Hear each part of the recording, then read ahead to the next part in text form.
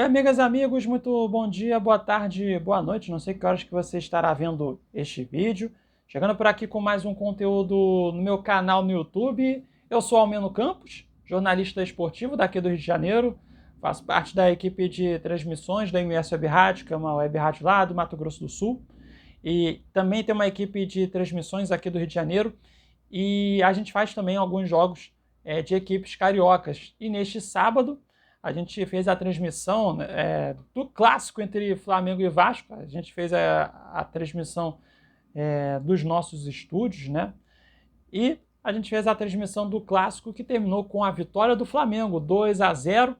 Então vou falar um pouquinho do que aconteceu no jogo, tá? Então já convido você a deixar o like no vídeo, se inscreva no canal, ative o sininho das notificações, tá? Pois quando for postado um vídeo ou um short, que é aquele vídeo mais curto, você vai receber a notificação.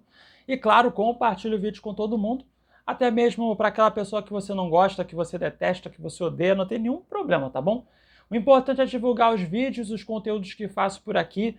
Essa divulgação, os likes também são muito importantes para o crescimento aqui do canal. Beleza? Então vamos lá para falar um pouco do que aconteceu no jogo, que começou, né, com aquele panorama de ataque contra a defesa, né? O Flamengo tendo muito controle da posse de bola, e o Vasco, técnico Fábio Carille, colocou a equipe com uma postura muito mais defensiva. Porém, mesmo, né, com essa postura defensiva, o Vasco deu muitos espaços para o Flamengo construir as suas jogadas. O que teve de erro de bote, digamos assim, aquele erro de tentativa de desarme, que aí dava espaços para o Flamengo construir as suas jogadas, assim, foi um negócio impressionante. E o Flamengo que conseguiu construir muito as suas jogadas na primeira etapa pelas laterais, pelas pontas no ataque.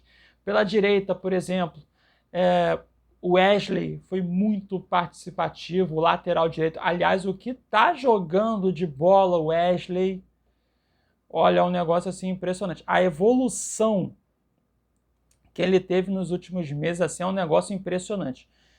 E olha, eu vou te falar, cara, eu não duvido que daqui a alguns dias ele apareça convocado na seleção brasileira. Eu não duvido, tá? Não seria nenhuma surpresa para mim se o Dorival Júnior, daqui a alguns dias, quando rolar a convocação da seleção brasileira, ele falar o nome do Wesley. Não duvido. Mas ele está jogando bem nesses últimos meses, né? É inegável.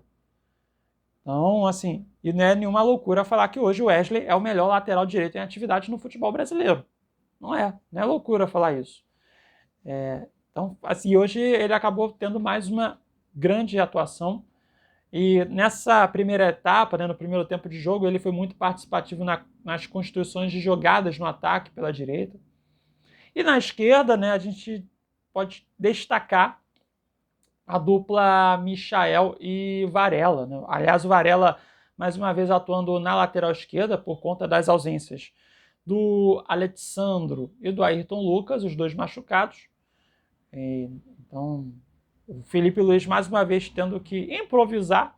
O Varela, que é lateral direito, mais uma vez jogando na lateral esquerda. E foi muito bem, também, principalmente também nessa parte ofensiva na primeira etapa. Então, assim, o Flamengo ele teve também um grande volume de chegadas ao ataque, muito também pelos espaços, né, que o Vasco estava dando ali para o Flamengo atacar, e muito pelas pontas, né, e até porque, né, o Carille ele colocou o Puma Rodrigues hoje na lateral direita, porque o Paulo Henrique, que é o lateral direito titular, ele se queixou de incômodo físico, né, nos últimos dias. O Paulo Henrique até foi relacionado, mas a câmera deu uma virada aqui, mas deixa eu ajeitar aqui com calma. Agora sim. O Paulo Henrique, ele foi relacionado neste sábado, mas ficou no banco de reservas. Então o Puma hoje foi titular na lateral direita e o Lucas Piton na lateral esquerda. São dois laterais que não tem como forte a marcação. Então também, muito por conta disso, o Flamengo conseguiu encontrar esses espaços nas pontas. E foi uma dessas jogadas nas pontas que o Flamengo teve o pênalti, que saiu o primeiro gol, né? Uma jogada ali que o Plata recebeu, né? O Plata também tentou auxiliar muito ali pela direita e entrou na área e acabou sendo empurrado nas costas pelo Lucas Zuccarello, que já já vou falar sobre ele, né? Uma coisa que me incomodou por conta de rede social, né? Assim, das críticas dos vascaínos nas redes sociais, né? Assim, mas essas redes sociais são muito nocivas, né? Enfim, já já eu falo um pouco mais sobre isso. E aí o Flamengo teve um pênalti a favor, e aí na cobrança o Bruno Henrique foi lá e conseguiu marcar o gol de pênalti, foi no canto direito. O Léo Jardim até acertou o canto, mas a bola foi muito no canto. Não teve jeito. E aí o Bruno Henrique abriu o placar, aliás, mais um gol que o Bruno Henrique marca em cima do Vasco agora, desde que ele chegou ao Flamengo. É o 9º gol que o Bruno Henrique marca em cima do Vasco. Em clássicos contra os outros rivais do Rio, o Bruno Henrique fez mais gols em cima do Vasco. Agora são 9 gols que o Bruno Henrique fez em cima do Vasco e abriu o placar para o Flamengo, que poderia ter feito mais gols na primeira etapa, né? Que faltou em muitas ocasiões aquele capricho e calma também na conclusão das jogadas. O Flamengo até chegou a marcar o segundo gol aos 38 com o Plata, né? Um cruzamento do Varela, que até o Léo Jardim ele foi tentar espalmar a bola para frente, mas ele espalmou a bola em diagonal para o lado, enfim. Foi mal, falhou no lance, e aí a bola sobrou para o Plata, que cabeceou tranquilo, mandou para o fundo da rede, só que o gol foi anulado, porque lá na origem da jogada, o Varela e o Michel também estavam impedidos. Então acabou que o gol foi anulado, e aí primeiro tempo terminou 1-0, mas assim, foi um domínio muito grande do Flamengo na primeira etapa. Olha só. Finalizações, foram 7 finalizações do Flamengo e apenas uma do Vasco. O Vasco mó atacou na primeira etapa. Das 7 finalizações do Flamengo, uma só que foi na direção do gol, tá? Foi o pênalti do Bruno Henrique, né? É aquilo que eu falei. Foram também 5 finalizações para fora e uma que foi bloqueada pela defesa do Vasco. É aquilo que eu falei, né? Das 7 finalizações que o Flamengo teve na primeira etapa, 5 foram para fora, né? Faltou aquele capricho também e calma em algumas dessas conclusões dos ataques do Flamengo, né? E o Vasco só teve um chute, que foi um chute de muito longe do Matheus Carvalho, volante que hoje foi titular no Vasco. O Jair teve um incômodo muscular, ficou fora. O Paulinho hoje é o meio-campista, que é titular no Vasco. Ele começou o jogo hoje no banco de reservas, ele foi poupado, inclusive, no último jogo contra o Sampaio Corrêa. Aí o Paulinho ficou no banco. Aí o meio de campo hoje foi até Hugo Moura, Matheus Carvalho, 2 volantes, né? O Tietê também, que é mais um volante. Mas o Tietê ele não tem esse forte da marcação, né? Comparado com o Hugo Moura e o Matheus Carvalho. Então, enfim. Aí o único chute do Vasco na primeira etapa foi feito pelo Matheus Carvalho, que a bola passou longe do gol defendido pelo Rossi. O Rossi nem trabalhou na primeira etapa. O Rossi, na primeira etapa, ele foi aquele espectador de luxo, né? Enfim, ele conseguiu resgatar no plano máximo lá do Nação, né? Que é o plano de sócio-torcedor do Flamengo, e aí ele conseguiu resgatar uma experiência, né? De assistir ao jogo de dentro do gramado na primeira etapa. Pouquíssimo, quer dizer, nem trabalhou na primeira etapa, essa que é a verdade. Enfim, de tão inoperante que o Vasco foi no primeiro tempo. Aí a gente vai partir para o segundo tempo agora, mas no segundo tempo aí foi um cenário completamente diferente, né? Que assim, começou com o Vasco tendo um controle melhor da posse de bola e tendo mais chegadas perigosas ao ataque. Olha só, na segunda etapa, né, o Vasco teve 6 finalizações. O Flamengo também teve 6 finalizações. Só que a maior parte das finalizações que o Flamengo fez, né, já foram a partir, sei lá, depois do tempo técnico na segunda etapa. Depois dos 25 minutos. Que assim, o início do segundo tempo foi animador. O Vasco, que teve chegadas perigosas ao ataque. Ele chegou até mais pela direita, né, buscando muito ali o Puma Rodrigues, por exemplo. Até teve uma tentativa de cruzamento rasteiro do Puma, né, que a bola chegou para o Felipe Coutinho, né, que conseguiu ganhar na dividida, foi do Danilo? Acho que foi, dentro da área de defesa do Flamengo, só que o Coutinho não conseguiu dominar a bola. E aí o Rossi defendeu. Aí teve um chute do Tietê, que foi mais pro meio do gol, o Rossi defendeu, né, enfim. O Vasco aí teve um volume grande de chegadas perigosas ao ataque. E aí a mais perigosa, que foi num cruzamento do Puma Rodrigues, que o Verratti cabeceou. E a bola carimbou o travessão, né? Naquele protocolo lá, busca a bola para os laterais, cruza para o Verratti, vendo o que vai dar. E o Verratti quase que fez o gol. A bola bateu no travessão. Foi a chance mais perigosa que o Vasco teve no jogo. Então, assim, foi um segundo tempo que começou animador para o Vasco. O Flamengo teve muitas dificuldades para sair jogando para o ataque, ao ponto, melhor dizendo, de ver o Felipe Luiz tendo que tirar o Varela para colocar um zagueiro, o Léo Ortiz. Até o Varela levou cartão amarelo, enfim, mas também muito por conta dessa questão do cartão amarelo, que aí depois, né, o Felipe Luiz teve que tirar o Varela, muito por conta dessa questão de ter recebido o cartão amarelo, enfim, e até para evitar o risco dele ser expulso. Varela saiu, entrou o Léo Ortiz, né? Entrou um zagueiro. E aí o Danilo não foi para a lateral, né? O Danilo continuou na zaga, só que ele atuou na zaga pela esquerda. O Léo Ortiz foi na zaga direita, foi para a zaga direita, perdão. E o Léo Pereira foi deslocado para a lateral esquerda. Pois é, né? Aí, por conta dessas chegadas que o Vasco teve ao ataque, né? Mas o Vasco não fez o gol. E aí, conforme foi passando o segundo tempo, né, depois desse momento que o Vasco foi perigoso ao ataque, o ritmo do jogo diminuiu. Os técnicos das duas equipes fizeram suas substituições, né, até que chegou no final do jogo, já para o final do jogo, né, o Flamengo fez o segundo gol, né, aquele famoso quem não faz leva. Como eu falei, depois da parada técnica, né, que aí o Felipe Luiz foi mexendo no time, que aí vamos lá.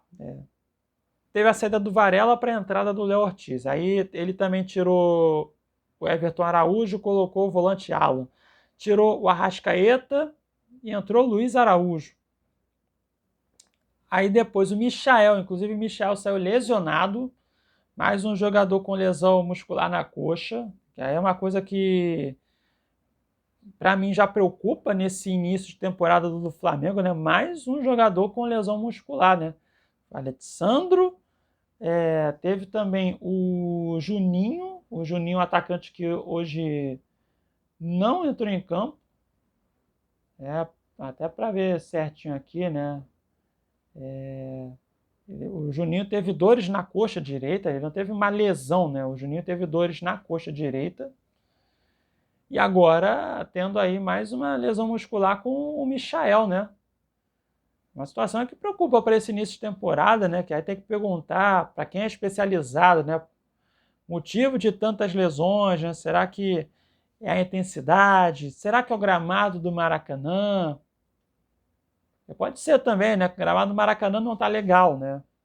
Tem sido um motivo de queixa não só para o Flamengo, mas também para o Fluminense, né? Que manda também os seus jogos no Maracanã. Então, assim, tem que ver essa questão aí da parte física, né? Que é mais um jogador que sofreu lesão muscular nesse início de temporada, né? Enfim. Aí também o Felipe Luiz tirou o Bruno Henrique e colocou o Matheus Gonçalves. Então foram as mexidas que o Felipe Luiz fez. E já para os minutos finais, né? O Flamengo marcou o segundo gol, um golaço do Everton Cebolinha. Ele pegou a bola da ponta esquerda, o passe do Wesley, inclusive.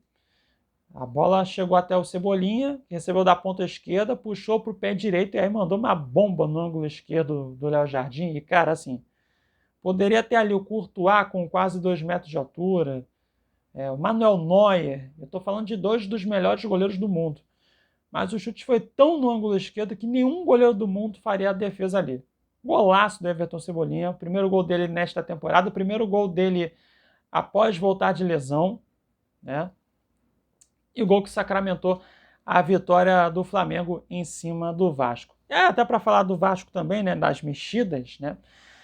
O Fábio Carille tirou o Tietê, né? O Tietê não fez um bom jogo, né? Ficou ali mais na defesa do que pro ataque, né? O Tietê até teve um chute de fora da área no segundo tempo, mas não foi um jogo que o Tietê apareceu tanto. Então saiu o Tietê, entrou o Paulinho, saiu o Zuccarello para a entrada do Jean Davi, saiu o Hugo Moura, volante, para entrar o Payet, o Lucas Freitas, né, que hoje fez o seu primeiro jogo dele como titular na defesa do Vasco. Até achei que ele fez até um bom jogo na minha visão. Ele fez até um jogo bom para mim. Pelo menos para mim, não sei o que vocês acharam, né, mas achei que ele fez uma estreia até segura. Que você realizar o seu primeiro jogo, né, como titular no Vasco, né, num clássico contra o Flamengo, né, é uma responsabilidade muito grande, né, mas eu achei que ele fez um bom jogo para mim, né, o Lucas Freitas, só que ele saiu sentindo algum problema na panturrilha e entrou Maurício Lemos, né, enfim Maurício Lemos, sendo relacionado, né, ficou aí um mês, né, um pouco mais até, melhorando a sua parte física, e neste sábado, pela primeira vez, o Maurício Lemos foi relacionado. Só que aí na primeira disputa de bola ele empurra o Plata e aí levou cartão amarelo, né? Não tem nem o que comentar. E aí depois, né, saiu o Lucas Piton para a entrada do Vitor Luiz, né? Aí você vê a diferença de elencos. Uma diferença gritante, né? Pois é. Bem, então foi um pouco do que aconteceu no jogo. Enfim. Flamengo tem que ver até o ponto negativo hoje, né? Foi esse início de segundo tempo, né? Que assim, eu não acompanhei a coletiva do Felipe Luiz, né? Enfim, o vídeo vai pro ar depois da coletiva do Felipe Luiz, mas o segundo tempo ali que foi um ponto negativo, né? Assim, o domínio que o Vasco teve, né, no início da segunda etapa. Não sei se foi por conta da questão física também, não sei se tirou o pé ali, né? Mas claro, o Vasco teve o seu mérito ali para fazer um bom início do segundo tempo, mas não sei se essa questão, a parte física, ou se o Flamengo entrou com o freio de mão um pouco puxado, né? Se isso também influenciou também para o Vasco crescer de rendimento na segunda etapa. Mas assim, né, que falar do elenco, né? É um elenco muito superior ao do Vasco. Muito superior. É um trabalho que vem sendo feito já há anos, né? E é uma diferença muito grande. Até um dado aqui que eu tenho aqui já há algum tempo, né? Que eu sempre trago esse dado, né? Quando tem os clássicos entre Flamengo e Vasco. Desde 2017, o Vasco só teve 2 vitórias em cima do Flamengo. Uma que foi em 2021 e outra que foi 2 anos atrás, em 2023. As duas pelo Campeonato Carioca, na primeira fase do Carioca. E desde a última vitória do Vasco em cima do Flamengo, agora, né, contando com esse jogo de sábado, são 8 jogos de invencibilidade do Flamengo em cima do Vasco. São 6 vitórias e 2 empates. O Flamengo está desequilibrando muito esse clássico nesses últimos 8 anos. Olha só, 8 anos e apenas 2 vitórias do Vasco. Agora são... Nesse período, né, desde 2017, são 17 vitórias do Flamengo, 11 empates e 2 vitórias do Vasco, só. Período de 30 jogos, né? 30 jogos. 30 jogos, desde 2017, entre as duas equipes, né? Assim, é uma diferença muito grande de desempenho, enfim, de muita coisa até, né? De elenco, estrutura que os clubes têm hoje, né? E aí, pegando esse gancho, né, da estrutura, de elencos, Vou falar sobre o Lucas Zucarello, né, que ele acabou, né, cometendo um pênalti, né, que originou o primeiro gol do Flamengo no jogo. Só que é tanta coisa errada que acontece, cara, assim. A gente está falando de jogador que tem muito potencial de crescimento. O Zucarello é bom jogador, cara, mas ele tem ainda muito potencial para crescer. Que estava no lugar errado, na hora errada ali, cara. Porque assim, não era nem pro Zucarello estar ali, não era nem pro Zucarello nesse momento estar jogando como profissional, ele tem 18 anos, cara. Não era nem para estar ali no elenco profissional ainda. Ele foi escalado na posição errada. Ele começou jogando como ponta esquerda. Ele não é ponta, ele é meia. Ele está na ponta esquerda e na primeira etapa ele serviu como um secretário de marcação para o Lucas Piton, porque o Piton não sabe marcar. Tudo errado. Aí no segundo tempo, né, o Zucarello jogando na ponta direita. Ele não é ponta, ele é meia. Ele só está sendo relacionado, está sendo titular, porque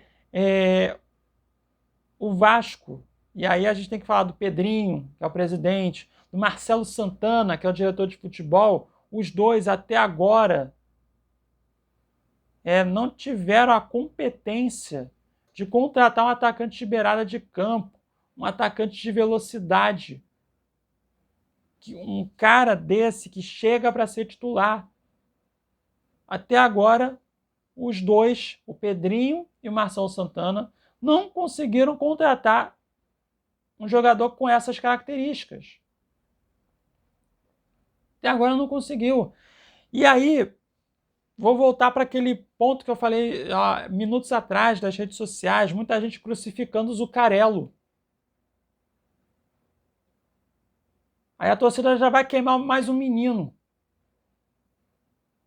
Impressionante, cara. Tem que culpar o Pedrinho, tem que culpar o Marcelo Santana, que estão sendo incompetentes, que até agora não conseguiram contratar um atacante de beirada de campo, um atacante de velocidade, que precisa no elenco. Não um menino que está sendo jogado na fogueira no clássico. Impressionante, tudo errado, cara, tudo errado.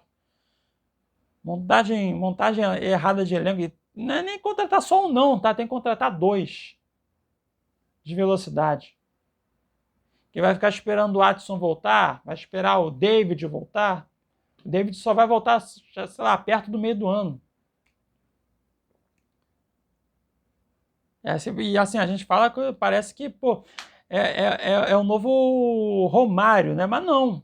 Aliás, até é heresia eu colocar Romário e David numa mesma frase, né? Complicado. Mas não, é o David, gente. Mas que, enquanto ele jogava até o ano passado, ele fazia lá o papel dele de forma honesta. Vinha até fazendo bons jogos, né?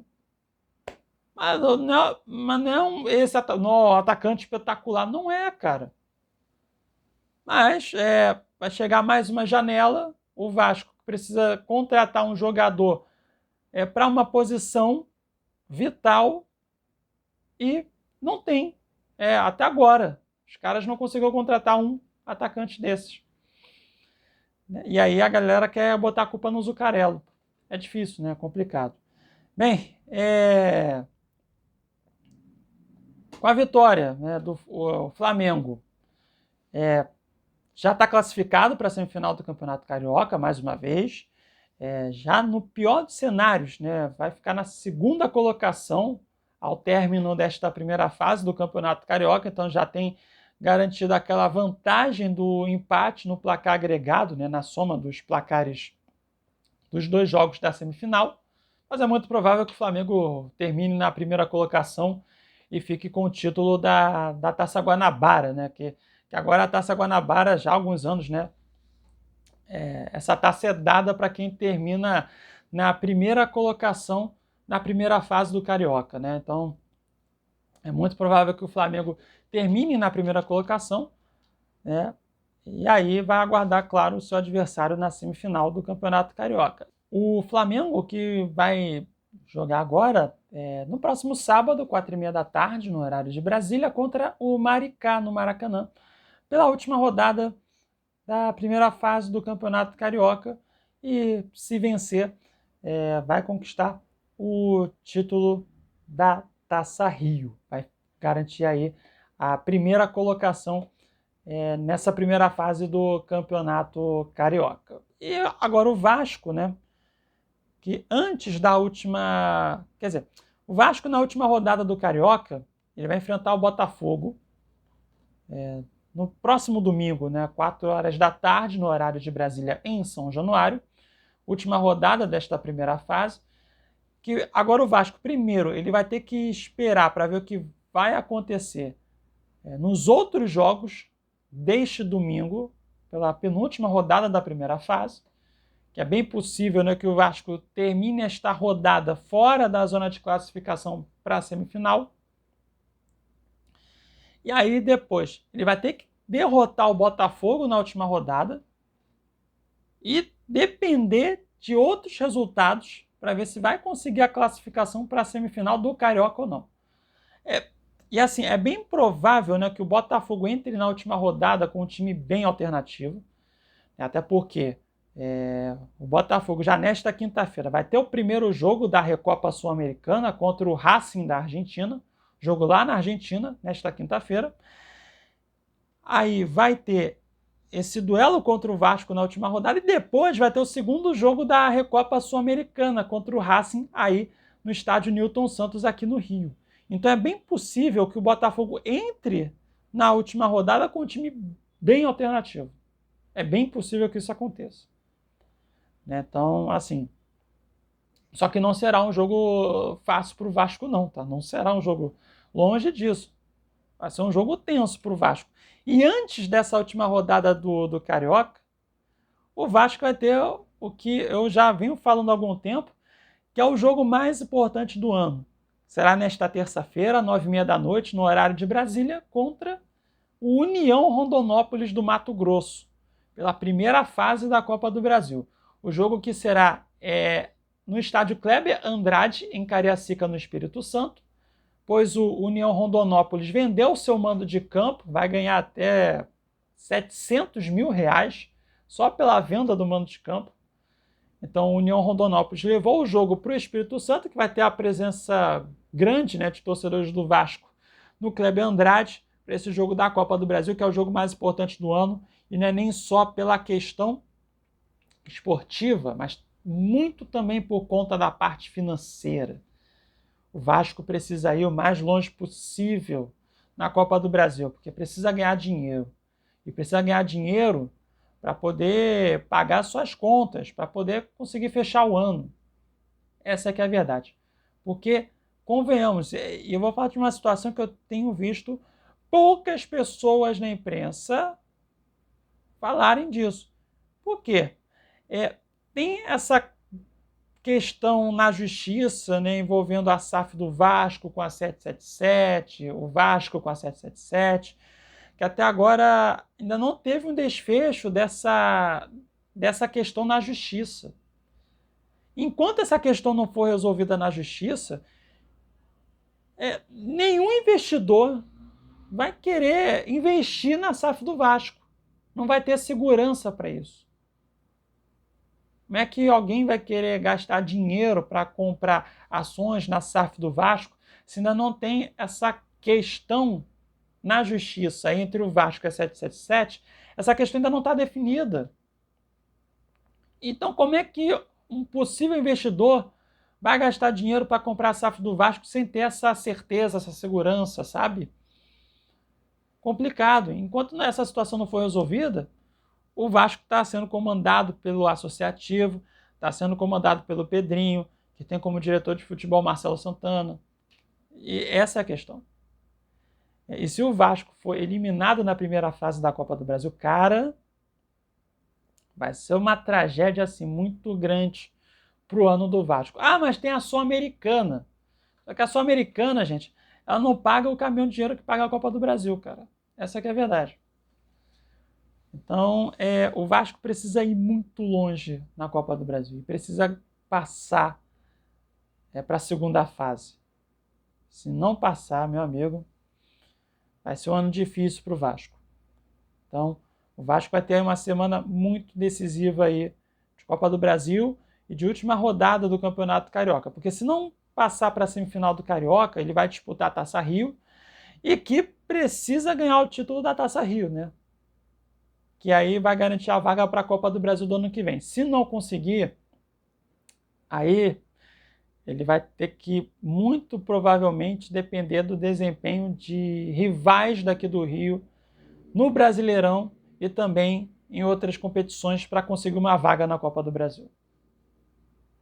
Que situação, né? Pois é. Bem, então termino aqui mais um vídeo, 30 minutos, hein, para falar do que aconteceu nesse clássico. Então já agradeço a você pela sua audiência. Se você gostou do vídeo, deixa aquele like. Se inscreva no canal, ative o sininho das notificações, compartilhe o vídeo com todo mundo também, tá? E em breve voltarei com mais um vídeo por aqui, tá bom? Beijos e abraços a todos e até a próxima, hein? Tchau, tchau.